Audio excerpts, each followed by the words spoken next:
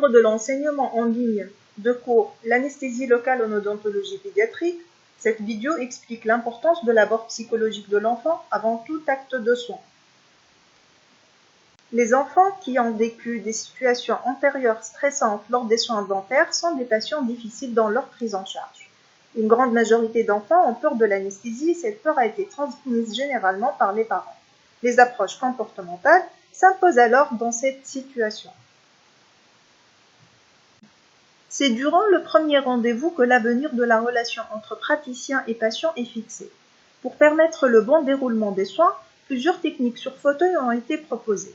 Ces techniques permettent d'aider les enfants à maîtriser et surmonter leurs craintes, telles que la méthode Tell Show Do, dont le but est de créer des liens avec l'enfant. De ce fait, il faut respecter quelques règles afin de ne pas effrayer l'enfant. Il faut indiquer que la visite est considérée comme une démarche normale, ramener avec lui ses jouets préférés, lui parler avec le sourire pour ne pas l'angoisser. Certains mots ou paroles sont à éviter comme « Si tu n'es pas calme, le dentiste te fera une piqûre ». Ces phrases augmentent l'inquiétude et l'anxiété chez l'enfant. Il s'agit d'une patiente âgée de 9 ans qui a vécu de mauvaises expériences en termes de soins dentaires. À sa première consultation au service de médecine dentaire à CHU La Lapta, la patiente refusait de s'installer sur fauteuil, paraît très agitée et elle s'opposait à l'examen endobuccal en mettant ses mains sur sa bouche. Afin de calmer notre patiente, nous avons choisi des mots adaptés à ses capacités de façon à rendre la description des instruments la plus claire.